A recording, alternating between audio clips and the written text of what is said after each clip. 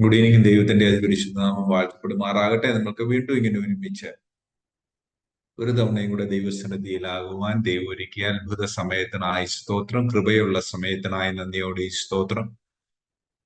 ദൈവം നടത്തിയ വിധങ്ങളെ എത്രയോർത്ത് സ്തുതിച്ചാലും മതിയാകുകയില്ല. ആ അളവറ്റ കൃപ നമ്മളുടെ ജീവിതത്തിൽ ഈ ദിവസങ്ങളിൽ ഒരനുഭവമായിരുന്നു, വെറും വാക്കുകളല്ല. അതിനായി നന്ദിയോടെ ഈ സ്തോത്രം. ദൈവം നമ്മളെ വീണ്ടും ജയാളികളായിട്ട് മുന്നോട്ട് നടത്തട്ടെ എന്ന് പ്രത്യേകം പ്രാർത്ഥിക്കുന്നു. ഇന്നത്തെ ഒരു ചിന്ത, ഇന്നത്തെ മനുഷ്യരാശി മുഴുവൻ കടന്നു പോകുന്ന, നമ്മൾ ഓരോരുത്തരും കടന്നു പോകുന്ന രണ്ടു മൂന്ന് വിഷയങ്ങളാണ്. അത് നമ്മളെ തകർച്ചയിലേക്കും ഭീകരതയിലേക്കും വല്ലാത്ത അവസ്ഥയിലേക്കും ഒക്കെ നമ്മളെ കൊണ്ടുപോകുന്നുണ്ട്. എന്താണ്? ഒന്ന് ഭയം, ഒന്ന് ആകുലത, മൂന്ന് ഭാരം. ഇത് മൂന്നും നമ്മുടെ ജീവിതത്തിൽ കടന്നു വന്ന് തുടങ്ങുന്നത് ഭയത്തിൽ നിന്നാണ്. അത് പിന്നെ നമ്മൾക്ക് എടുക്കാൻ മേലാത്ത ഭാരമായി കഴിയുമ്പോൾ പല കടുങ്കൈകളും ചെയ്യുന്ന കാര്യങ്ങളൊക്കെ നമ്മൾ പേപ്പറിൽ വായിക്കുകയും നമ്മളത് ഓർത്ത് സിമ്പതൈസ് ചെയ്യുകയും ചെയ്യും. എന്നാൽ പല ലെവലുകളിൽ നമ്മളും ഇതിലൂടെയൊക്കെ കടന്നു പോകുന്നതാണ്. അപ്പൊ ഇതിനെപ്പറ്റി നമ്മൾ പഠിക്കുന്നത് വളരെ നല്ലതാണ്. നമ്മൾ വളരെ മെറ്റിക്കുലസ് ആയിട്ട് അച്ചടക്കത്തോടു കൂടി ഇതെങ്ങനെയാണ് സംഭവിക്കുന്നത്, ഇതിനെ നമുക്ക് എങ്ങനെ ജയം നേടുവാൻ സാധിക്കും, അതായത് വചന അടിസ്ഥാനത്തിൽ നമുക്കിതിനെ എങ്ങനെ ജയം നേടാൻ സാധിക്കും എന്നുള്ളത് പഠിക്കുന്നത് നല്ലതാണ്. ഈ ദിവസങ്ങളിൽ നമ്മുടെ പ്രത്യേകിച്ച് കേരളം കടന്നുപോയ പ്രത്യേക അവസ്ഥകളല്ല, ഭീകരമായ അവസ്ഥകളൊക്കെ അറിയുന്നു. അപ്പൊ അതിനകത്ത് ഒന്ന് രണ്ട് കാര്യങ്ങൾ എന്നെ അത്ഭുതപ്പെടുത്തി. അതാണ് ആ ട്രാജഡി ഉണ്ടായപ്പോൾ തന്നെ അതിനകത്തുണ്ടായ ഒന്ന് രണ്ട് കാര്യങ്ങൾ എന്നെ അത്ഭുതപ്പെടുത്തി. അതാണ് ഇതൊന്നും നോക്കുവാൻ എനിക്ക് കാരണമായത്. നമ്മളൊരു കാര്യം മനസ്സിലാക്കണം. ദൈവം നമ്മളെ സൃഷ്ടിച്ചപ്പോൾ നമുക്ക് ഇങ്ങനത്തെ വൈകാരികതയൊക്കെ തന്നാണ് ദൈവം എന്നെ നിങ്ങളെ സൃഷ്ടിച്ചത്. നമ്മള് മെറ്റലും കൊണ്ടുണ്ടാക്കി, ഇരുമ്പും കൊണ്ടുണ്ടാക്കിയ സൂപ്പർമെൻ ഒന്നുമല്ല. നമ്മള് മാംസവും രക്തവും ഒക്കെ ഉള്ള മനുഷ്യരാണ്. നമ്മൾ വിഷയങ്ങളിലൂടെ കടന്നുപോകും. പക്ഷെ അതിനെ എങ്ങനെ ദൈവവചനത്തിന്റെ അടിസ്ഥാനത്തിൽ ഡീൽ ചെയ്യുന്നു എന്നുള്ളതാണ്. നമുക്ക് ദേഷ്യം വരും. എന്താണ് ദേഷ്യം വരാൻ കാരണം? നമുക്ക് എന്തെങ്കിലും ഒരു അനീതി കാണുമ്പോൾ നമുക്ക് ദേഷ്യം വരാറുണ്ട്. അപ്പോ അത് മനുഷിക സഹജമാണ്. എന്നാൽ ഇതൊക്കെ ഒരു കൺട്രോള് വിട്ടുപോകുമ്പോഴാണ് ഈ വിഷയം. ഓരോ കാര്യങ്ങൾ, ഭയത്തിന്റെ കാര്യം ഓർക്കുമ്പോൾ എന്താണ്, എന്തെങ്കിലും ഭയപ്പെടേണ്ട ഒരു കാര്യം, അത് ചിലപ്പോൾ നമ്മൾ കാണുന്നതായിരിക്കാം, അല്ലെങ്കിൽ നമ്മുടെ മനസ്സിൽ ചിന്തിക്കുന്നതായിരിക്കാം. അത് നമ്മുടെ ജീവിതത്തിൽ വരുമ്പോൾ ഭയത്തിലേക്ക് നമ്മളെ ഡ്രൈവ് ചെയ്യും. നമുക്ക് വിഷയങ്ങളുണ്ടാകും. ഇതൊക്കെ വലിയ സത്യമാണ്.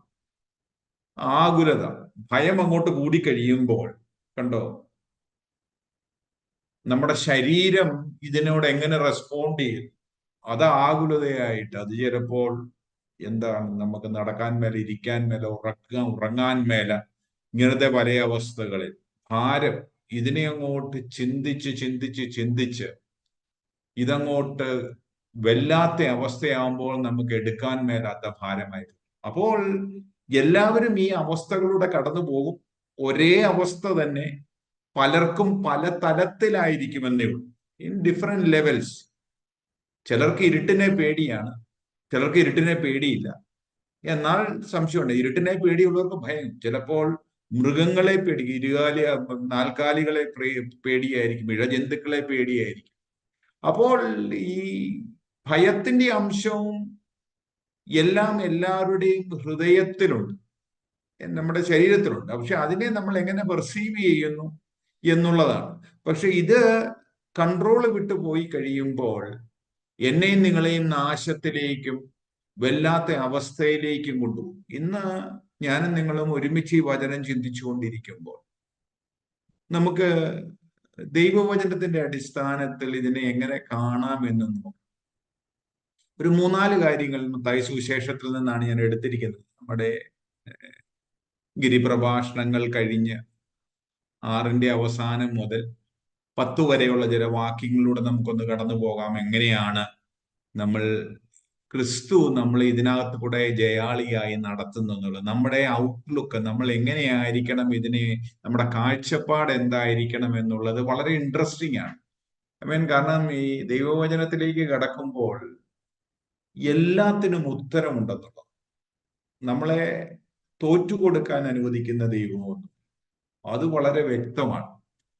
ഈ വചനം നമ്മൾ പഠിച്ചു വരുമ്പോൾ ഒരു 3-4 കാര്യങ്ങൾ നമ്മളൊന്ന് ശ്രദ്ധിക്കുമ്പോൾ ദൈവിക പദ്ധതിയിലൂടെ നമ്മൾ ഇതിനകത്തുനിന്ന് എങ്ങനെ വിടിവിക്കാൻ സാധിക്കുമെന്നുള്ളത് വ്യക്തമായിട്ട് ദൈവവചനം പറഞ്ഞിട്ടുണ്ട്.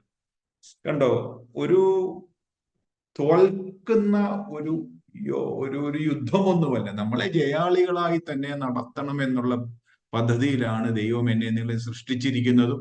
അതുകൊണ്ടാണ് രക്ഷയുടെ സന്തോഷവും രക്ഷയുടെ സുവിശേഷവും എനിക്ക് നിങ്ങൾക്ക് നൽകിയിരിക്കുന്നത്. അതുകൊണ്ട് ആത്യന്തികമായി നമ്മൾ യേശുക്രിസ്തുവിനെ സ്വന്തം രക്ഷിതാവായി സ്വീകരിക്കുകയും, എന്താണ് അതിനകത്ത് നമ്മളൊരു വാക്ക് പറയുമ്പോൾ, യേശുക്രിസ്തുവിനെ സ്വന്തം മൈ സേവിയർ, എന്നെ രക്ഷിക്കുന്നവൻ, എന്റെ എല്ലാ, അപ്പൊ അതിനകത്തൊരു വലിയൊരു വളരെ ആഴമായ അർത്ഥവുമുണ്ട്. അതായത് സേവിയർ, എന്നെ ഏത് അവസ്ഥയിലും എന്നെ സേവ് ചെയ്യുന്നവൻ.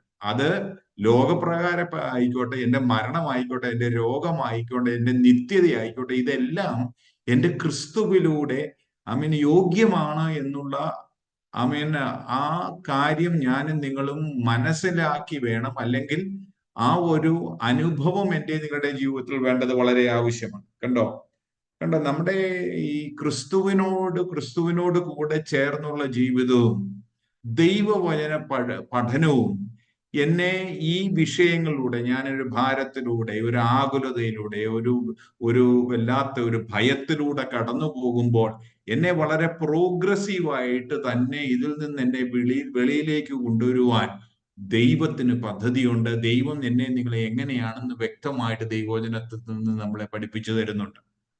നമുക്കറിയാം, ഗിരിപ്രഭാഷണങ്ങൾ മുതൽ 10 വരെ പഠിക്കുമ്പോൾ സംസാരിക്കുന്നത്, ചെയ്യുന്നത്, ശിഷ്യന്മാരെ കൊണ്ട് ചെയ്യിപ്പിക്കുന്നത്, ഇത് മുഴുവൻ ഒരു വളരെ വളരെ കറക്റ്റ് ആയിട്ട് അതിനകത്ത് പറഞ്ഞിട്ടുണ്ട്. അത് പഠിക്കുന്നത് വളരെ ഇൻട്രസ്റ്റിംഗ് ആണ്. കണ്ടോ, നമ്മുടെ ആത്മീയ ഹെൽത്ത്, ആത്മീയ ആരോഗ്യം ബലപ്പെട്ടിരുന്നു കഴിഞ്ഞാൽ മാത്രമേ ഉള്ളൂ ജീവിതത്തിൽ നമുക്ക് മുന്നോട്ട് പോകുവാൻ സാധിക്കത്തുള്ളൂ. ആത്മീയ ആരോഗ്യം നല്ലതാണെങ്കിൽ നമ്മുടെ മാനസിക ആരോഗ്യം നല്ലതായിരിക്കും. നമ്മുടെ മാനസിക ആരോഗ്യം നല്ലതാണെങ്കിൽ നമ്മുടെ ശാരീരിക ആരോഗ്യം നല്ലതായിരിക്കും. ആ ഒരു കാര്യം നമ്മൾ മനസ്സിലാക്കണം. ഇന്ന് രോഗങ്ങൾക്കും പ്രയാസങ്ങൾക്കും മെയിൻ കാരണം എല്ലാവരും കണ്ടുപിടിച്ചിരിക്കുന്ന കാര്യം എന്താണ്? സ്ട്രെസ് ആണെന്നാ പറയുന്നത്. ഫിയർ, ആങ്സൈറ്റി, ഡിസ്ട്രെസ്, ഇതൊക്കെയാണ് എന്നെ രോഗത്തിലേക്കും എന്നെ ക്ഷീണത്തിലേക്കും പ്രയാസങ്ങളിലേക്കും തള്ളിവിടുന്നത്. പകുതിയെല്ലാം 3/4 വിഷയങ്ങൾ മുഴുവൻ രോഗത്തിന്റെ പ്രശ്നം എന്ന് പറയുന്നത് ഇതാണെന്നുള്ളതിനകത്ത് സംശയമൊന്നുമില്ല. ഈ 6-ാം അധ്യായം 25-ാമത്തെ വാക്യം ഒന്ന് വായിക്കുക. അതായത് അതാണ് ഏറ്റവും ഒന്നിനെ കുറിച്ച് വിചാരപ്പെടരുത്. മാത്യു 6:25, മത്തായി 6:25 ഒന്ന് വായിക്കും. അതുകൊണ്ട് ഞാൻ നിങ്ങളോട് പറയുന്നത്, എന്ത് തിന്നും എന്ത് കുടിക്കും എന്ന് നിങ്ങളുടെ ജീവനായിക്കൊണ്ടും എന്ത് ഉടുക്കും എന്ന് ശരീരത്തിനായിക്കൊണ്ടും വിചാരപ്പെടരുത്. ആഹാരത്തെക്കാൾ ജീവനും ഉടുപ്പിനേക്കാൾ ശരീരവും വലുതല്ലയോ? അപ്പൊ വിചാരപ്പെടരുത്. ഈ 19-ാമത്തെ വാക്യം മുതൽ താഴോട്ടൊന്ന് വായിക്കുമ്പോൾ നമ്മുടെ ഫോക്കസ്, നമ്മൾ എന്തിനെയാണ് വാല്യൂ ചെയ്യേണ്ടത് എന്നുള്ള ഒരു പിക്ചർ വളരെ വ്യക്തമായിട്ട് ഈ ഗിരിപ്രഭാഷണങ്ങളുടെ അവസാനത്തിലേക്ക് വരുമ്പോൾ ഈ ക്രിസ്തു വളരെ വ്യക്തമായി പഠിപ്പിക്കുന്നുണ്ട്. 19 മുതൽ 24 വരെ ഒന്ന് വായിക്കാം. പുഴുവും തുരുമ്പും കെടുക്കുകയും കള്ളന്മാർ തുരന്ന് മോഷ്ടിക്കുകയും ചെയ്യുന്ന ഈ ഭൂമിയിൽ നിങ്ങൾ നിക്ഷേപം സ്വരൂപിക്കരുത്. പുഴുവും തുരുമ്പും കെടുക്കാതെയും കള്ളന്മാർ തുരന്ന് മോഷ്ടിക്കാതെയും ഇരിക്കുന്ന സ്വർഗത്തിൽ നിക്ഷേപം സ്വരൂപിച്ചു കൊള്ളുവിൻ. നിന്റെ നിക്ഷേപം ഉള്ളിടത്ത് നിന്റെ ഹൃദയവും ഇരിക്കും. അപ്പൊ നിന്റെ നിക്ഷേപം ഉള്ളിടത്ത് നിന്റെ ഹൃദയവും ഇരിക്കും. അപ്പോ ഈ പുഴുവും തുരുമ്പും ഒക്കെ സ്വരുക്കൂട്ടി വെച്ചിരിക്കുന്നിടത്താണ് എന്റെ ഹൃദയമെങ്കിൽ, എന്റെ നിക്ഷേപം അതാണെങ്കിൽ എന്റെ ഹൃദയം എന്നും അതിൽ തന്നെ ഇരിക്കും. അപ്പോൾ അതിനൊരു കോട്ടം സംഭവിച്ചു കഴിഞ്ഞാൽ എന്റെ ജീവിതത്തിലേക്ക് ഈ വിഷയങ്ങളെല്ലാം കടന്നു വരും. നമ്മളിപ്പോൾ വയനാട് കണ്ടതാണ്. ഒരു ഒരു ഒരു രാത്രിയും കൊണ്ട് ഒരു പ്രദേശം മുഴുവൻ ഇല്ലാതെയായി. എന്താണ് ഐ മീൻ, നമുക്കൊന്ന് ചിന്തിക്കാൻ പോലും മേലാത്ത ഒരു ഭീകരത സംഭവിച്ചു. സകലതും സ്വരുക്കൂട്ടി വെച്ചിരുന്നത് സകലതും കണ്ണടച്ചു തുറന്നപ്പോൾ ഇല്ല. അപ്പോൾ എന്തിനെയാണ് ഞാൻ നിങ്ങൾ ഫോക്കസ് ചെയ്യുന്നു എന്നുള്ളതാണ്. അതാണ് വളരെ വ്യക്തമായിട്ട് ക്രിസ്തു അവിടെ പറഞ്ഞു വരുന്നത്. വായിച്ചാട്ടെ. ശരീരത്തിന്റെ വിളക്ക് കണ്ണാകുന്നു. കണ്ണ് ചൊവ്വുള്ളതെങ്കിൽ നിന്റെ ശരീരം മുഴുവനും പ്രകാശിതമായിരിക്കും. കണ്ണ് കേടുള്ളതെങ്കിലോ നിന്റെ ശരീരം മുഴുവനും ഇരുണ്ടതായിരിക്കും. എന്നാൽ നിന്നിലുള്ള വെളിച്ചം ഇരുട്ടായാൽ ഇരുട്ടെത്ര വലിയത്. രണ്ട് യജമാന്മാരെ സേവിപ്പാൻ ആർക്കും കഴിയുകയില്ല. അങ്ങനെ ചെയ്താൽ ഒരുത്തനെ പകച്ച് മറ്റവനെ സ്നേഹിക്കും, അല്ലെങ്കിൽ ഒരുത്തനോട് പറ്റിച്ചേർന്ന് മറ്റവനെ നിരസിക്കും. അപ്പൊ നിങ്ങൾക്ക് ദൈവത്തെ ഒരുത്തനോട് പറ്റിച്ചേർന്ന് മറ്റൊരുവനെ നിരസിക്കും. അപ്പൊ ഇതിനകത്ത് പറയുന്നത്, ഞാൻ ഈ നശിച്ചു പോകുന്നതിനകത്താണ് ശ്രദ്ധയെങ്കിൽ, അല്ലെങ്കിൽ ഫിസിക്കൽ റിച്ചസ് ഞാൻ ഉണ്ടാക്കി വെക്കുന്നതിനെ കുറിച്ചാണ് എന്റെ ചിന്ത മുഴുവനെങ്കിൽ, എന്നെ ഡ്രൈവ് ചെയ്യുന്നത് മുഴുവൻ അതായിരിക്കും. അതിനകത്തൊരു നാശം സംഭവിച്ചു കഴിഞ്ഞാൽ, നമുക്ക് കണ്ടിട്ടുണ്ട് പല ഗ്രേറ്റ് റിസഷന്റെ സമയത്തൊക്കെ ഐ മീൻ US സംഭവിച്ചത് കേട്ടുണ്ട്. ഈ സ്റ്റോക്കിലെ ഷെയറിലും ഒക്കെ ഇൻവെസ്റ്റ് ചെയ്ത അനേകം പേര് ആത്മഹത്യ ചെയ്തു. കാരണം അവർ ചെയ്തിരുന്നത് മുഴുവൻ ഒരു രാത്രിയും കൊണ്ട് മുഴുവൻ ഇല്ലാതെയായി. അവരുടെ ആശ്രയം മുഴുവൻ സാമ്പത്തികമായിരുന്നു. എന്നാൽ ഇതിനെക്കുറിച്ച് കേൾവി പോലും ഇല്ലാത്ത ജനതയുണ്ടായിരുന്നു. അവർക്ക് ഇതൊന്നും എഫക്ട് ചെയ്തില്ല. അവർക്ക് ഒരു സ്വല്പസമയം പട്ടിണിയും ഇതൊക്കെ ഉണ്ടായെന്നല്ലാതെ അവരുടെ ഫോക്കസ് ഈ ഉണ്ടാക്കിയ റിച്ചസിലല്ലായിരുന്നു. അവർക്ക് അന്നത്തേക്കുള്ളത് മാത്രമായിരുന്നു. എന്നാൽ ദൈവത്തെ അറിയുന്നതും നിത്യതയെക്കുറിച്ച് ബോധ്യവുമുള്ളവർക്ക് നമ്മൾ ആരെയാണ്, അതാ പറയുന്നത്, ആരെയാണ് ഞാനും നിങ്ങളും ചേർത്ത് പിടിക്കുന്നത്? ഞാൻ ചേർത്ത് പിടിക്കുന്നത് ലോകത്തിനെയാണ്. എന്റെ ഫോക്കസ് ഇത് മുഴുവൻ ആവശ്യമാണ്, ഇതെല്ലാം ആവശ്യമാണ്, ഇത് വേണ്ടെന്നല്ല പറയുന്നത്. എന്നാൽ എന്റെ ഫോക്കസ് ഇതിനെ തായി കഴിഞ്ഞാൽ, അതുകൊണ്ടാണ് ഇവിടെ വളരെ മനോഹരമായിട്ട് ഞാൻ ഇത് ഇന്ന് പഠിച്ചുകൊണ്ടിരുന്നപ്പോൾ ഇതിനകത്ത് എഴുതിയിരുന്നത്, I mean my anxiety reveals what I value. എന്റെ ആങ്സൈറ്റി, എന്റെ ഭാരം, എന്റെ ആകുലത ഞാൻ എന്തിനെ വാല്യൂ ചെയ്യുന്നു, ഞാൻ എന്തിനു വില കൊടുക്കുന്നു എന്നുള്ളത് വ്യക്തമായിട്ട് കാണിച്ചു തരും. ഇപ്പോൾ എനിക്കൊരു ആത്മഭാരമാണെങ്കിൽ നശിച്ചു പോകുന്നവരെ കുറിച്ചുള്ള ഒരു ആത്മഭാരമായിരിക്കും. എന്നാൽ ഇതാണോ? അപ്പോൾ എന്റെ ഫോക്കസ് നശിച്ചു പോകുന്നതല്ല, നിത്യമായി നിൽക്കുന്ന എനിക്ക് വേണ്ടി ഒരുക്കിയിരിക്കുന്ന നിത്യതയെ കുറിച്ചായിരിക്കണം. അതുകൊണ്ടാണ് രക്ഷയുടെ അനുഭവത്തെ കുറിച്ച് വളരെ ആദ്യമായി ഞാൻ തന്നെ പറഞ്ഞു. അപ്പൊ you need to be 100% sure that what you focus upon is something which will never be destroyed. നശിച്ചു പോകുന്നതിലല്ല എന്നുള്ളൊരു ബോധ്യം എനിക്ക് നിങ്ങൾക്കും ഉണ്ടാകണം. അപ്പോൾ അത് ഇത് ഞാൻ പറഞ്ഞില്ലേ, വളരെ മെറ്റിക്കുലസ് ആയിട്ട് വളരെ വളരെ അച്ചടക്കത്തോടു കൂടി ഇത് പഠിക്കുമ്പോൾ, എന്റെ ഫോക്കസിനകത്ത് ചെറിയ വ്യത്യാസങ്ങളൊക്കെ വരുമ്പോൾ എന്റെ ചിന്തകൾക്ക് വ്യത്യാസം വരും. എനിക്ക് മനസ്സിലാകും എനിക്ക് വേണ്ടി ഒരുക്കി വെച്ചിരിക്കുന്ന നിത്യത. എനിക്ക് 7, 10 ഏറെയായി അല്ല 80, അല്ല 90, അല്ല 100, അല്ലെങ്കിൽ 110, അല്ലെങ്കിൽ 120. ഇത് കഴിഞ്ഞാൽ പിന്നെ എനിക്കൊരു ജീവിതമുണ്ട് എന്നുള്ളത് വളരെ വളരെ വളരെ വലിയൊരു സത്യം. എനിക്കൊരു നിത്യത ഉണ്ടെന്നുള്ളൊരു ബോധ്യം നമുക്ക് ജീവിതത്തിലേക്ക് കടന്നു വരുമ്പോഴത്തേക്കും എനിക്ക് നശിച്ചു പോകുന്നതിനെ കുറിച്ചോ എന്റെ പല കാര്യങ്ങളെ കുറിച്ചുള്ള ഭാരം മാറിപ്പോ. അതുകൊണ്ടാണ് പറയുന്നത്, God calls you to overcome anxiety by keeping focus on what will last eternally. നിത്യത focus on what is going to be there eternal.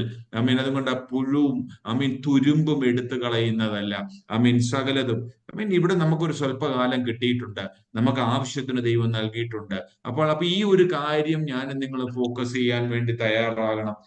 സ്തോത്രം. 25 മുതൽ 34 വരെ വായിക്കുമ്പോ പറയും, ഞാൻ എന്റെ ദൈവത്തെ ഞാൻ എങ്ങനെയാ കാണുന്നത്? How do I see God? How do I view God? 6:25 മുതൽ 34 വരെ വായിക്കാം. അതുകൊണ്ട് ഞാൻ നിങ്ങളോട് പറയുന്നത്, എന്ത് തിന്നും എന്തു കുടിക്കുമെന്ന് നിങ്ങളുടെ ജീവനായിക്കൊണ്ടും എന്തു ഉടുക്കും എന്ന് ശരീരത്തിനായിക്കൊണ്ടും വിചാരപ്പെടരുത്. ആഹാരത്തെക്കാൾ ജീവനും ഉടുപ്പിനേക്കാൾ ശരീരവും വലുതല്ലയോ? ആകാശത്തിലെ പറവകളെ നോക്കുവിൻ, അവ വിതയ്ക്കുന്നില്ല, വായിച്ചാട്ടെ. കൊയ്യുന്നില്ല, ഉം, കളപ്പുരയിൽ കൂട്ടിവെക്കുന്നതുമില്ല. ഉം, എങ്കിലും സ്വർഗസ്ഥനായ നിങ്ങളുടെ പിതാവ് അവയെ പുലർത്തുന്നു. അവയേക്കാൾ നിങ്ങൾ ഏറ്റവും വിശേഷതയുള്ളവരല്ലയോ? വിചാരപ്പെടുന്നതിനാൽ തന്റെ നീളത്തോട് ഒരു മുഴം കൂട്ടുവാൻ നിങ്ങളിൽ ആർക്ക് കഴിയും? ഉടുപ്പിനെക്കുറിച്ച് വിചാരപ്പെടുന്നതും എന്ത്? വയലിലെ താമര എങ്ങനെ വളരുന്നു എന്ന് നിരൂപിപ്പീൻ. അവ അധ്വാനിക്കുന്നില്ല, നൂൽക്കുന്നതുമില്ല.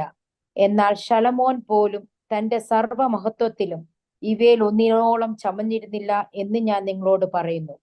ഇന്നുള്ളതും നാളെ അടുപ്പിലിടുന്നതുമായ വയലിലെ പുല്ലിനെ ദൈവം ഇങ്ങനെ ചമയിക്കുന്നു എങ്കിൽ അല്പവിശ്വാസികളെ നിങ്ങളെ എത്ര അധികം. ആകയാൽ നാം എന്ത് തിന്നും, എന്തു കുടിക്കും, എന്തു ഉടുക്കും എന്നിങ്ങനെ നിങ്ങൾ വിചാരപ്പെടരുത്. ഈ വകയൊക്കെയും ജാതികൾ അന്വേഷിക്കുന്നു. സ്വർഗസ്ഥനായ നിങ്ങളുടെ പിതാവ് ഇതൊക്കെയും നിങ്ങൾക്ക് ആവശ്യമെന്ന് അറിയുന്നുവല്ലോ. മുൻപേ അവന്റെ രാജ്യവും നീതിയെ അന്വേഷിപ്പീൻ, അതോടുകൂടെ ഇതൊക്കെയും നിങ്ങൾക്ക് കിട്ടും. അതുകൊണ്ട് നാളേക്കായി വിചാരപ്പെടരുത്. നാളത്തെ ദിവസം തനിക്കായി വിചാരപ്പെടുമല്ലോ. അതാത് ദിവസത്തിന് അന്നന്നത്തെ ദോഷം മതി. ഇത്രയും വലിയൊരു ഫിലോസഫി, ഇത്രയും വലിയൊരു സത്യം എന്റെ ഒരു ദൈവത്തിനല്ലാതെ, എനിക്ക് രക്ഷ തന്ന ദൈവത്തിനല്ലാതെ ആർക്ക് നൽകാൻ സാധിക്കും? എത്രയെത്ര വലിയ വലിയ കാര്യങ്ങൾ പറഞ്ഞാൽ, എത്ര സിമ്പിൾ ആയിട്ടാണ് വലിയ വലിയ ഫിലോസഫേഴ്സ് ജനിച്ചിട്ടുണ്ട്, വലിയ വലിയ ചിന്തകന്മാർ വന്നിട്ടുണ്ട്. എന്നാൽ ഈ ഉൾക്കൊണ്ട് നിൽക്കുന്നിരിക്കുന്ന സത്യം ഞാൻ നിങ്ങളൊന്ന് മനസ്സിലാക്കി. അതായത് എന്റെ സൃഷ്ടി ഇങ്ങനെയാണെങ്കിൽ ഈ സൃഷ്ടിയെപ്പറ്റി ആർക്കെങ്കിലും ഒരാൾക്കെങ്കിലും തെറ്റു പറയാൻ പറ്റുമോ, കുറ്റം പറയാൻ പറ്റുമോ? ഈ സൃഷ്ടി ഇങ്ങനെയാണെങ്കിൽ നിങ്ങളെക്കുറിച്ച് എന്റെ പദ്ധതികൾ മാറുമോ? നിങ്ങളെക്കുറിച്ച് എന്റെ ചിന്തയ്ക്ക് വ്യത്യാസം വരുമോ? അല്ലെങ്കിൽ നിങ്ങൾക്കുണ്ടാകുന്ന വിഷയങ്ങൾ എന്റെ സ്നേഹത്തിൽ ഒരു കുറവ് വരുമോ? ഒരിക്കലുമില്ല. നിങ്ങൾ പാപികളായിരുന്നപ്പോൾ തന്നെ സ്നേഹിച്ച ദൈവം പിന്നെ രക്ഷയുടെ അനുഭവത്തിലേക്ക് വന്നു കഴിഞ്ഞാൽ പിന്നെ എന്താണ് എനിക്ക് നിങ്ങൾക്ക് ചിന്തിക്കുവാനുള്ളത്? അപ്പോൾ എന്റെ വിശ്വാസം, എന്റെ ബിലീവ്, അതുകൊണ്ട് അതാ പറയുന്നത്, രാജ്യവും നീതിയും അന്വേഷിക്കാനാ പറയുന്നത്. You go according the right way. എങ്ങനെ പോകണം എന്നുള്ളത് നിങ്ങളൊന്ന് മനസ്സിലാക്കുക. ഈ ദിവസങ്ങൾ അതാ പറയുന്നത്, ഈ വചനം ഞാൻ ഇന്ന് പഠിച്ചുകൊണ്ടിരുന്നപ്പോൾ വളരെ വളരെ ക്ലിയർ ആയിട്ട് പരിശുദ്ധാത്മാവ് എന്നോട് ഇടപെട്ട വിഷയമാണ്. ഒന്ന് ഫോക്കസ് എവിടെയായിരുന്നു ഒന്ന് ചിന്തിച്ചു നോക്കിക്കേ. നമ്മുടെ പ്രാർത്ഥനകളുടെ ഫോക്കസ് പലപ്പോഴും നിങ്ങളെയും പ്രാർത്ഥനകൾക്ക് ഡ്രൈവ് ചെയ്തത്, അല്ലെങ്കിൽ പ്രാർത്ഥിക്കാൻ ഇരുത്തിയത് ഒക്കെ എന്തായിരുന്നു? പലപ്പോഴും ലോകത്തിൽ നഷ്ടപ്പെടുന്ന കാര്യങ്ങളെ ഓർത്ത് ഭയപ്പെട്ടിട്ടാണ്. അല്ലാതെ എന്റെ രക്ഷയോ അല്ലെങ്കിൽ ആത്മാക്കളുടെ രക്ഷയോ ഒന്നുമല്ല. എന്റെ ചിന്താഗതികൾ മുഴുവൻ ഞാൻ ഉണ്ടാക്കിയത് നശിക്കുമോ, അല്ലെങ്കിൽ ഇപ്പം എന്റെ ഭാവിയിലെ വിഷയങ്ങൾ എന്താവുമോ? ഞാൻ ഈയിടെ ഒരാൾ പറഞ്ഞതുപോലെ നാളെ ഉണ്ടാകാവുന്ന ഭാരം ഇന്ന് എന്റെ ജീവിതത്തിലേക്ക് കൊണ്ടുവന്ന് എന്റെ ജീവിതത്തെ നശിപ്പിക്കുന്ന അവസ്ഥയുണ്ടാകുന്നത്. What is going to happen tomorrow? I invite that into my life in today. നാളെ ഉണ്ടാകാവുന്ന, അതായത് നാളെ ഉണ്ടാകുമോ ഉണ്ടാകത്തില്ലയോ എന്നുള്ളത് പോലും നമ്മൾക്കറിയാൻ പറ്റില്ല. എന്നാൽ അതിനെ ഞാൻ എന്റെ ജീവിതത്തിലേക്ക് ഇൻവൈറ്റ് ചെയ്തുകൊണ്ട് അത് എന്നെ പലപ്പോഴും പല വിഷയങ്ങളിലേക്ക് എന്നെ നയിക്കുക എന്നുള്ളതാണ് സത്യം. അപ്പോൾ എന്റെ ചിന്താഗതികൾക്ക് ഈ ദിവസങ്ങളിൽ വ്യത്യാസം വരണം. ഈ ഗിരിപ്രഭാഷണങ്ങൾ അത് കഴിഞ്ഞിട്ടുള്ളതൊക്കെ വായിക്കുമ്പോൾ എത്ര മനോഹരമായിട്ടും എത്ര അത്ഭുതകരമായിട്ടാണ് ദൈവം പറഞ്ഞതും ചെയ്തതും ചെയ്യിപ്പിച്ചതും. 3 തലം ഇവിടെ കടന്നു വരുന്നുണ്ട്. ആദ്യം പറഞ്ഞു, പ്രസംഗിച്ചു, അത് കഴിഞ്ഞിട്ട് ദൈവം ചെയ്തു, അത് കഴിഞ്ഞിട്ട് തന്റെ ശിഷ്യന്മാരെ കൊണ്ട് ചെയ്യിപ്പിച്ചു. 6 to 10 ഇത് നിങ്ങളൊന്ന് പഠിക്കാൻ തയ്യാറാകണം, ഒന്ന് വായിക്കാൻ തയ്യാറാണ്. എത്ര മനോഹരമായ സീക്വൻസിൽ കൂടി അത് പോയിരിക്കുന്നത് മനസ്സിലാകും. കണ്ടോ? ഒരു അവിശ്വാസമുള്ള ഹൃദയത്തിൽ നിന്നാണ് ഭയം സാധാരണ വെളിപ്പെടുന്നത്. കർത്താവ് നടത്തത്തില്ല, ദൈവം നടത്തത്തില്ല, അല്ലെങ്കിൽ നാളെ കുറിച്ച് ഞാൻ എന്തു ചെയ്യുമെന്നുള്ളൊരു ഭയം. പലപ്പോഴും നമ്മൾ ഇതുവരെ ഇല്ലാത്ത എന്ന ഒരു ഡീമണ്ണെ എൻ്റെ ഉള്ളിൽ തന്നെ ഞാൻ തന്നെ അങ്ങ് പണിതുണ്ടാക്കും. നാളെ ഉണ്ടാകാവുന്ന സംഭവങ്ങൾ, ഈ ദിവസങ്ങൾ ഞാനും നിങ്ങളും ഈ ദിവസങ്ങൾ ഇങ്ങനത്തെ വിഷയങ്ങളിലൂടെ കടന്നു പോകുന്നവരോടൊക്കെ വ്യക്തമായി പറയണം. ദൈവം നടത്തിയ വിധങ്ങൾ, ഇന്നലെ നടത്തിയ വിധങ്ങളെ കുറിച്ച്, ഇന്ന് നടത്തിയ വിധങ്ങളെ കുറിച്ച് ആലോചിക്കുക. നാളത്തെ വിഷയങ്ങളെല്ലാം, നാളത്തെ വിഷയങ്ങൾ, അതുകൊണ്ട് പറയാം, നാളേക്ക് വേണ്ടി വിചാരപ്പെടുകയല്ലോ എന്നാ പറയുന്നത്. ടുമോറോ, അതിനെ പോലും ദൈവം നാളേക്ക്, ടുമോറോയ്ക്ക് കൊടുത്തേക്കുക, സമയത്തിന് കൊടുത്തേക്കുക. എനിക്കല്ല തന്നിരിക്കുന്നത്. കാരണമുണ്ട്. സമയത്തെ കൊടുത്തതിന് ഒരു കാരണം എന്താണെന്നറിയാമോ? സമയത്തെ സൃഷ്ടിച്ചവൻ ദൈവമാണ്. അപ്പോൾ സമയം എന്തുകൊണ്ടാണ്, ആ സമയത്ത് എന്ത് സംഭവിക്കും എന്നുള്ളൊരു ബോധ്യമുള്ളത് കൊണ്ടാണ് പറയുന്നത് tomorrow will think about tomorrow itself. നാളെ കൊണ്ട് വിചാരപ്പെടുമെന്നാണ് പറയുന്നത്. അപ്പോൾ ദൈവം ഓരോ വാക്കുകൾ ഉപയോഗിക്കുമ്പോൾ, ഞാനായിക്കോട്ടെ, ഏതെങ്കിലും പദാർത്ഥമായിക്കോട്ടെ, ഏതെങ്കിലും അല്ലെങ്കിൽ ടൈം എന്ന് പറയുന്ന ഒരു, സമയം എന്ന് പറയുന്ന ഒരു കാര്യമായിക്കോട്ടെ, ഇത് മുഴുവൻ ദൈവത്തിന്റെ കൺട്രോളിലാണ്. So tomorrow is going to go according to God's plan, which unfortunately we don't no.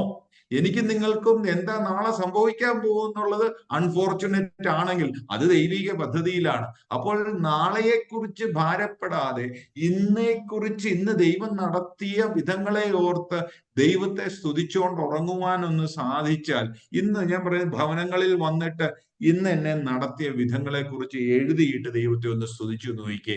U will only have time to praise him. ദൈവത്തെ സ്തുതിക്കുവാനല്ലാതെ.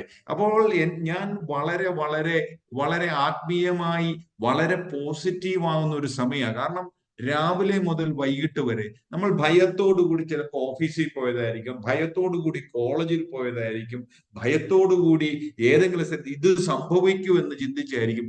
എന്നാ ഒന്ന് ആലോചിച്ചോണം, ആ വിഷയം മുമ്പിൽ വരുമ്പോൾ പോലും ദൈവം എനിക്കും നിങ്ങൾക്കും തന്ന ജ്ഞാനം, എങ്ങനെ മുമ്പോട്ട് പോകണം എന്നുള്ളതിന്റെ ഒരു ജ്ഞാനത്തെ കുറിച്ച് ദൈവത്തെ സ്തുതിക്കണം. അപ്പോൾ ഈ എന്താ ദൈവത്തിന് ഇങ്ങനെയാ പറയുന്നത്, എന്റെ ദൈവത്തെ കുറിച്ചുള്ള എന്റെ കാഴ്ചപ്പാട് ഈ ദിവസങ്ങൾ മാറണം. കണ്ടോ, by keeping my focus on his faithfulness. ആ വിശ്വസ്തത, എന്റെ ദൈവത്തിന്റെ വിശ്വസ്തത, എന്റെ കാഴ്ചപ്പാട് എന്തായിരിക്കണം? എന്റെ ദൈവത്തിന്റെ വിശ്വസ്തതയ്ക്കായി സ്തോത്രം. എന്റെ ദൈവത്തിന്റെ വിശ്വസ്തതയെ കുറിച്ച് എനിക്കൊരു ബോധം വേണമെങ്കിൽ, ഒരു ബോധ്യം വേണമെങ്കിൽ, ഈ ദിവസങ്ങളിൽ ഞാൻ ഭവനത്തിൽ വന്ന് ഒരു പകൽ എന്റെ ദൈവം നടത്തിയ വിധങ്ങളെ ഓർത്ത്, നിങ്ങൾ ഭവനത്തിൽ തന്നെയാണ് ഇരിക്കുന്നത്, രാവിലെ മുതൽ വൈകിട്ട് വരെ രോഗമുള്ളവരുണ്ട്, ക്ഷീണമുള്ളവരുണ്ട്, വാർദ്ധക്യമുള്ളവരുണ്ട്, ചെറുപ്പക്കാരുണ്ട്, ദൈവദാസന്മാരുണ്ട്, പലരുമുണ്ട്. സ്തോത്രം. ഇന്ന് രാവിലെ മുതൽ വൈകിട്ട് വരെ, ഈ നിമിഷം വരെ, how victorious God was in my life. എന്നെ എത്ര ജയാളിയായി നടത്തി എന്ന് പറയുവാൻ എനിക്ക് നിങ്ങൾക്കും സാധിക്കുമോ? അത് കാരണം ഇങ്ങനത്തെ എന്റെ ചിന്താഗതികൾക്ക് മാറ്റം ഉണ്ടാകുമ്പോൾ തന്നെ വിഷയത്തിന്മേൽ നമ്മൾ ജയം നേടി മുന്നോട്ട് പോകുവാൻ വേണ്ടി തുടങ്ങും. മൂന്നാമത് പറയുന്നത് എന്റെ ദൈവത്തിലുള്ള വിശ്വാസത്തിന്റെ തലം, എന്റെ level of faith in Christ, അത് ഈ ദിവസങ്ങളൊന്നും മനസ്സിലാക്കേണ്ടത് ആവശ്യമാണ്. കാരണം എന്ന് പറയുന്നത്, നമ്മൾ ഇതെല്ലാം വായിക്കും, ഈ അത്ഭുതങ്ങളെ കുറിച്ചൊക്കെ വായിക്കും ഒക്കെ, പക്ഷെ സ്വന്തം കാര്യം വരുമ്പോ നമ്മൾ പലപ്പോഴും ഒരു തോൽവിയായി പോകാറുണ്ട്. എന്ത് ചെയ്യണമെന്ന് അറിയാൻ മേല. ഒരു കാര്യം നമ്മൾ മനസ്സിലാക്കണം.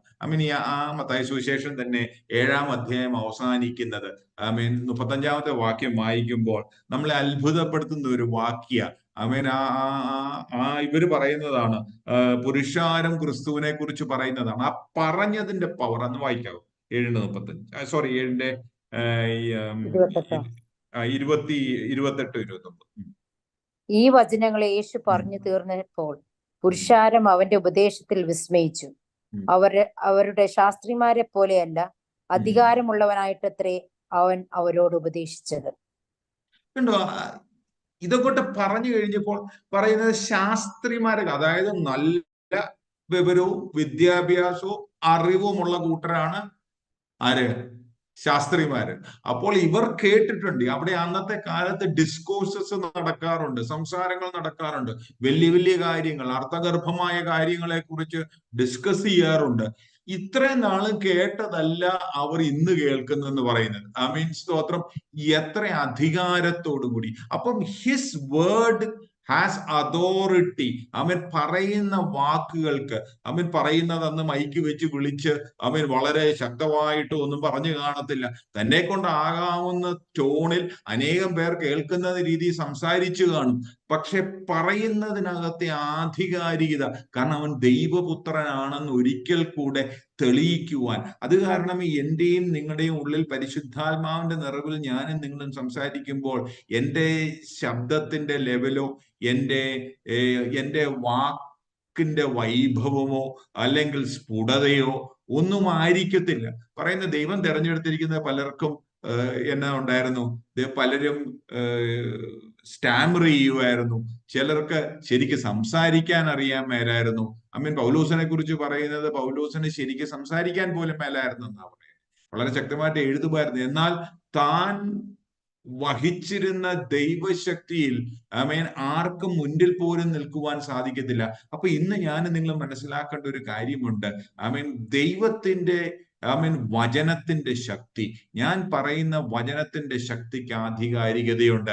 ആ ആധികാരികതയാണ് ഈ പറയുന്ന 7:28 29 പറഞ്ഞ ആധികാരികതയാണ് 8 9 കാണുന്നത്. 8 9 കർത്താവ് അങ്ങോട്ട് ഇറങ്ങി ചെന്നിട്ട് ചെയ്യുന്ന അത്ഭുതങ്ങളെ കുറിച്ചുള്ള ഒരു ലിസ്റ്റാണ്. അത് ഒരു കുഷ്ഠമായിക്കോട്ടെ, അത് ഒരു ശതാധിപന്റെ ബാല്യക്കാരൻ മരിച്ചത് ഉയർപ്പിക്കുന്നതായിക്കോട്ടെ, പത്രോസിന്റെ അമ്മായിയമ്മയെ സൗഖ്യമാക്കുന്നതായിക്കോട്ടെ, ആർക്കും വേണ്ട എല്ലാവരുമായി വെറുക്കപ്പെട്ട ചുങ്കക്കാരുടെ ഭവനത്തിൽ പോകുന്നതായിക്കോട്ടെ, ഇതെല്ലാം വരിയായി നമ്മൾക്ക് കാണാം. അതായത് ഈ പറഞ്ഞത് മുഴുവൻ കയറിയ ഭൂതഗ്രസ്തന്മാരെ സൗഖ്യമാക്കുന്നു. അപ്പോൾ ഇന്ന് ഒരു കാര്യം മനസ്സിലാക്കണം,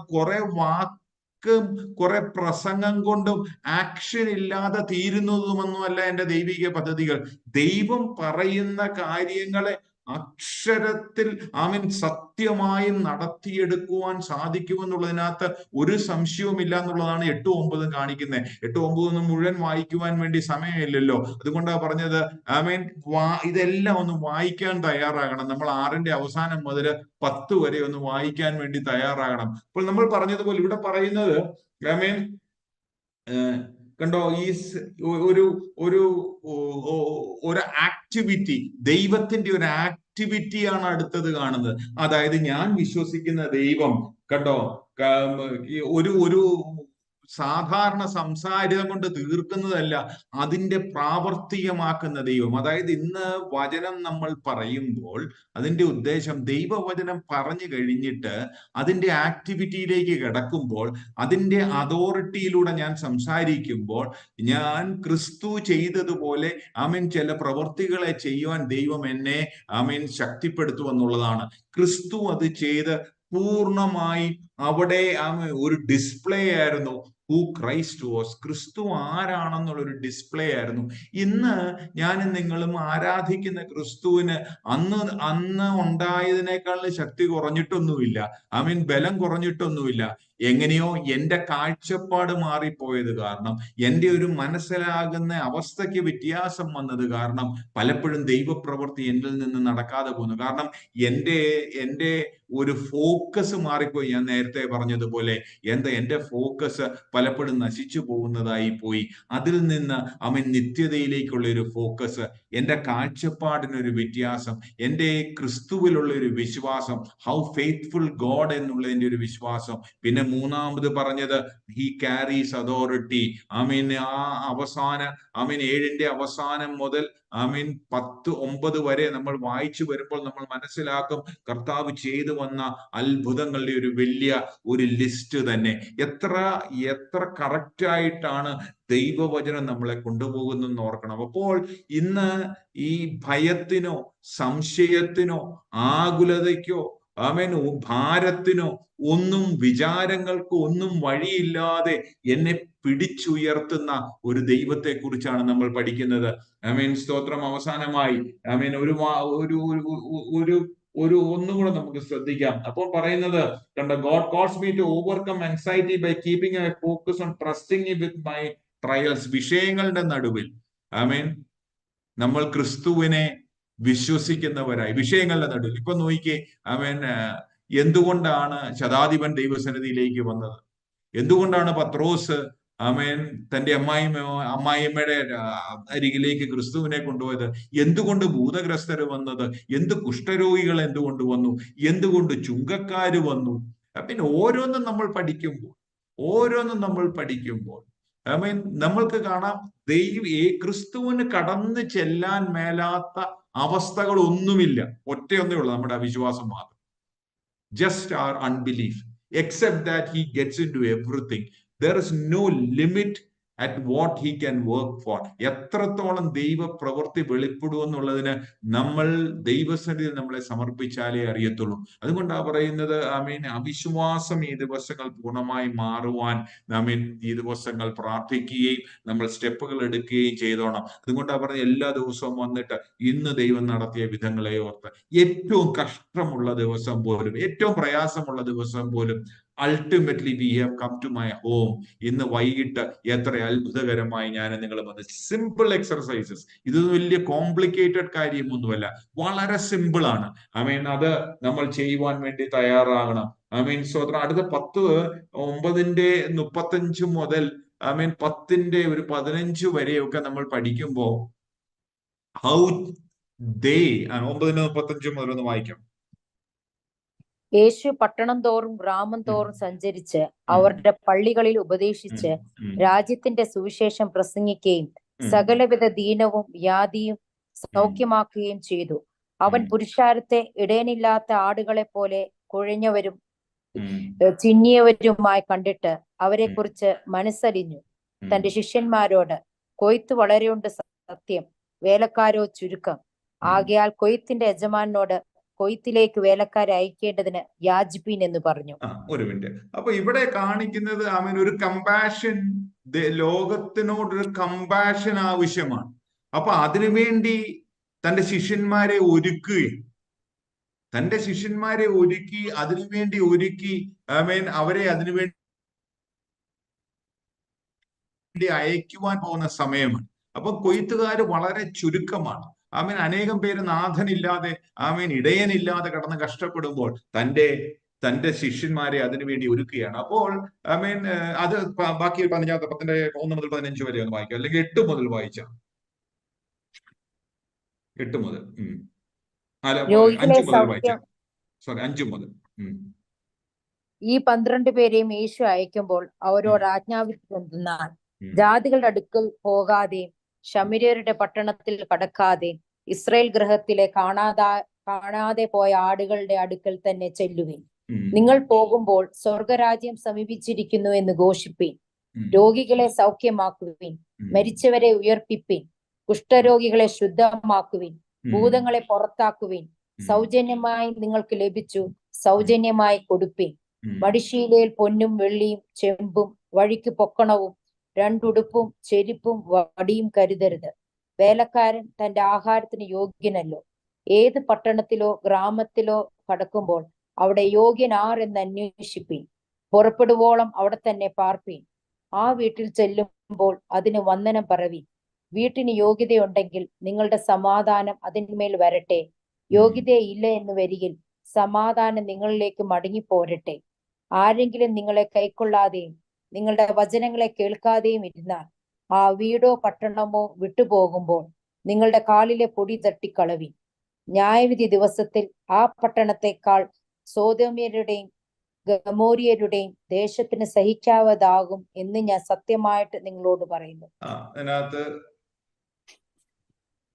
വളരെ രത്ന ചുരുക്കത്തിൽ പറഞ്ഞു കഴിഞ്ഞാൽ, അതായത് ഈ ഒരു കൂട്ടരെ താൻ എന്തൊക്കെ ചെയ്തോ അതിനു വേണ്ടി തന്നെ ശാക്തീകരിച്ച് ബലം കൊടുത്ത് അയക്കുകയാണ്. അപ്പോൾ നമ്മൾ പലപ്പോഴും നമ്മുടെ വിഷയങ്ങളിലായി നമ്മുടെ വിഷയങ്ങളെ കുറിച്ച് ചിന്തിച്ച് ഭാരപ്പെട്ടിരിക്കുമ്പോൾ ആ ഒരു ഷെല്ലിനകത്ത് ഇരിക്കാതെ ഈ ദിവസങ്ങൾ പുറത്തോട്ടൊന്ന് ഇറങ്ങി കമ്പാഷനറ്റ് ആയിട്ട് അനുകമ്പയോടെ അനേകം പേരെ സെർവ് ചെയ്യാൻ തയ്യാറാകും. അതായത് എന്റെ നെഗറ്റിവിറ്റി മുഴുവൻ ഈ ദിവസങ്ങളിൽ ഒറ്റയ്ക്ക് ഇരിക്കുമ്പോഴും ചിന്തിച്ചു കൂട്ടുമ്പോഴുമായി, എന്നാൽ അവൻ ഇറങ്ങിച്ചെന്ന് പ്രവർത്തിക്കുവാൻ വേണ്ടി തയ്യാറാകണം. ഞാൻ ഈ ദിവസങ്ങൾ ഉണ്ടായ സംഭവമാണല്ലോ വയനാട് നമ്മളെ വളരെ ഭാരപ്പെടുത്തി. എന്നെ വളരെ അത്ഭുതപ്പെടുത്തിയ ഒരു കാര്യം, വിഷയങ്ങളുടെ നടുവിൽ നിൽക്കുമ്പോൾ പോലും കരഞ്ഞ് നെഞ്ചത്തലച്ച് തീരുകയില്ലായിരുന്നു അവർ. അവർ ഒരുമിച്ചിറങ്ങി അവിടെ നശിച്ചു കിടക്കുന്നവരെയും പ്രയാസത്തിൽ കിടക്കുന്നവരെയും രക്ഷപ്പെടാൻ എന്തെങ്കിലും രക്ഷയുണ്ടെങ്കിൽ അവരെ വെളിയിൽ കൊണ്ടുവരുവാനും, അല്ല കിട്ടിയ ഡെഡ് ബോഡികളൊക്കെ ആണെങ്കിൽ, അല്ലെങ്കിൽ അതിന്റെ അറിയാവില്ല, നമുക്ക് നമ്മൾ ടി വിയിലൊക്കെ കണ്ടതാ, പിന്നെ അതിനകത്തേക്ക് കിടക്കുന്നില്ല. അതിനകത്തുണ്ടായിരുന്ന ആ അവസ്ഥകൾ ഉണ്ടായിരുന്നവരെ മുഴുവൻ സഹായിക്കുവാനും, അവിടുത്തെ രക്ഷാപ്രവർത്തകർ ഗവൺമെന്റ് രക്ഷാപ്രവർത്തകർ ഒരുമിച്ച് നിന്ന് ചെയ്യുവാനും ചെയ്യും. അപ്പൊ അത് കാരണം ഉണ്ടായിരുന്നവരുടെ എനർജി മുഴുവൻ അതിനകത്തേക്ക് കൺവേർട്ടഡ് ആയി. ഇന്ന്